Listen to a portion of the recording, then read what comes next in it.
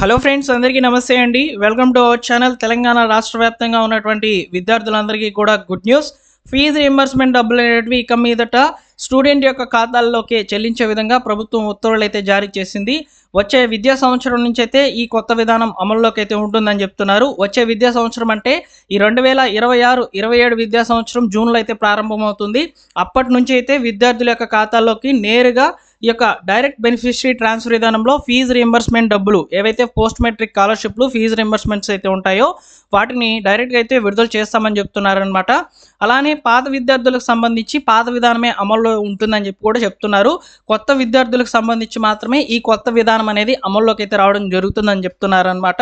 అయితే ఏ విద్యార్థులకు సంబంధించి ఈ యొక్క డైరెక్ట్గా బెనిఫిషరీ ట్రాన్స్ఫర్ విధానంలో ఈ యొక్క డబ్బులను స్టూడెంట్ యొక్క ఖాతాల్లోకి అయితే వేస్తారు అనేది నేను మీకు చెప్తాను.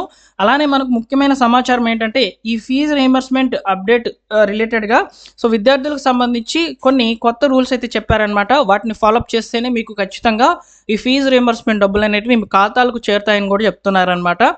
పూర్తి వివరాలు అనేటివి ఈ ఫీజు రీయింబర్స్మెంట్కి సంబంధించినటువంటి వివరాలన్నింటినీ కూడా వివరంగా అందించడం జరుగుతుంది. వీడియోని పూర్తిగా చూసి మీకు ఇన్ఫర్మేషన్ కనుక నచ్చినట్లయితే లైక్ చేయండి ఫ్రెండ్స్. లైక్ చేయడం ద్వారా యూట్యూబ్ ద్వారా ఈ ఇన్ఫర్మేషన్ అనేది రికమెండ్ అయితే అవుతుందన్నమాట. నాకు కూడా కొంచెం హెల్ప్ఫుల్ అయితే అవుతుంది.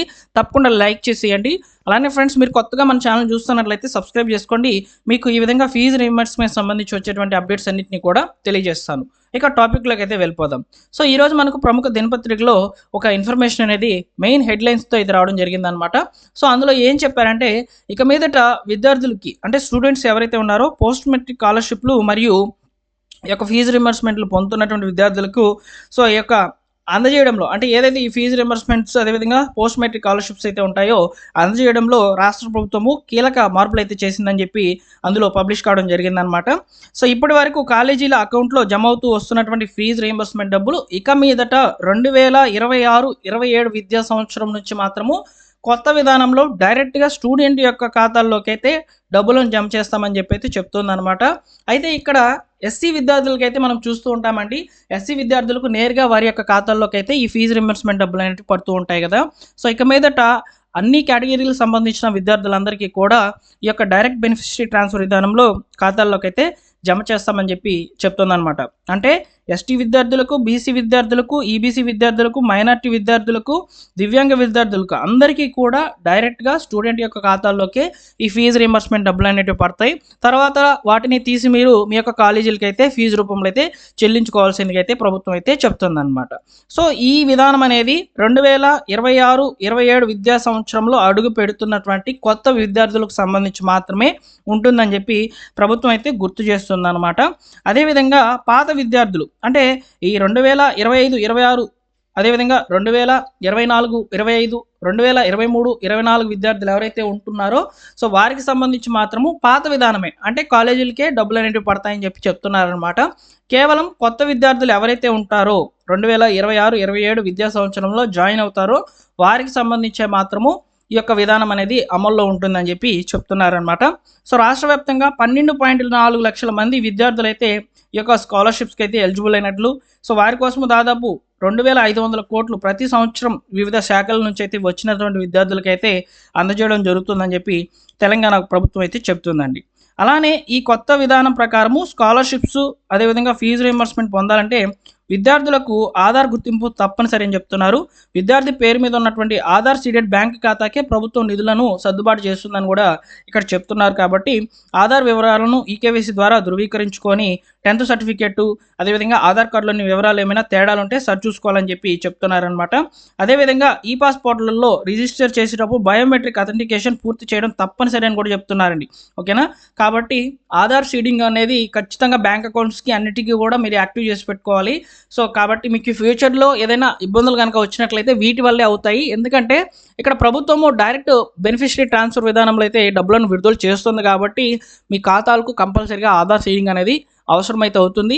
ఆధార్ సీడింగ్తో పాటు ఖచ్చితంగా మీరు ఏదైతే అకౌంట్ మెయింటైన్ చేస్తున్నారో దానికి ఎన్పిసిఐ అనేది యాక్టివ్ చేసుకోవాలండి.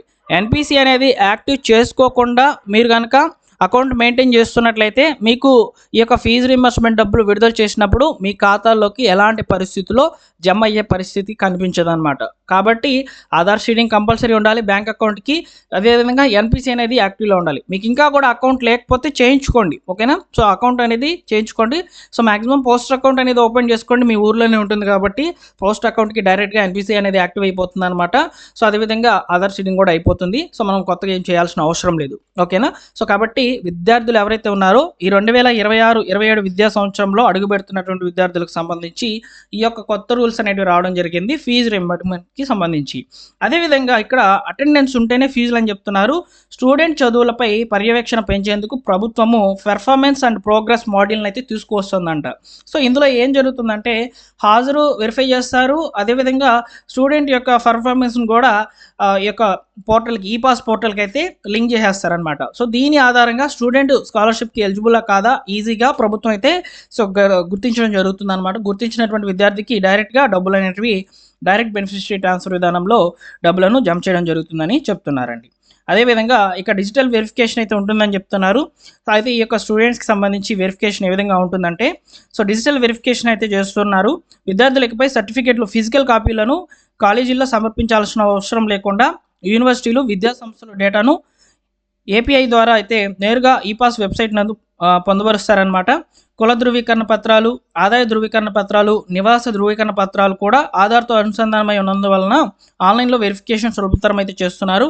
కొత్త మార్పులపై జిల్లా కలెక్టర్లు, సంక్షేమ అధికారులు విద్యార్థులకు అవగాహన కల్పించాలని చెప్పి సర్కార్ అయితే సో నిర్ణయాలు అయితే తీసుకోవడం జరిగింది. సో ఈ విధంగా ఫీజు రీయింబర్స్మెంట్కి సంబంధించి అయితే స్కాలర్షిప్స్కి సంబంధించి అయితే ప్రభుత్వం తీసుకున్నటువంటి ఈ యొక్క కొత్త విధానం ఏ విధంగా ఉంది అనేది ఒకసారి మీరు కామెంట్ సెక్షన్లో తెలియచేయండి. నాకైతే చాలా బాగా నచ్చిందండి. ఆంధ్రప్రదేశ్లో అయితే ఇదే విధానం అయితే అమల్లో ఉందన్నమాట. స్టూడెంట్ యొక్క ఖాతాల్లోకి అయితే డబ్బులు అనేవి జమ చేస్తున్నారు, సో స్కాలర్షిప్స్ అనేవి. సో ఈ విధానము చాలా బాగుంటుంది. డైరెక్ట్గా స్టూడెంట్ యొక్క ఖాతాల్లోకి డబ్బులు అయితే జమ అవ్వడం జరుగుతుంది కాబట్టి స్టూడెంటే నేరుగా ఫీజు అనేది చెల్లించుకునే అవకాశం అనేది ఉంటుందన్నమాట, ఓకేనా. సో ఇదండి ఫైనల్గా ఇన్ఫర్మేషన్ ఫీజు రీయింబర్స్మెంట్ సంబంధించి. మీకు ఇన్ఫర్మేషన్ వస్తే లైక్ చేసి మీ మిత్రులకు షేర్ చేయండి. అలానే మరొక కొత్త అప్డేట్తో మీ ముందుకైతే వస్తాను, సబ్స్క్రైబ్ చేసుకోండి.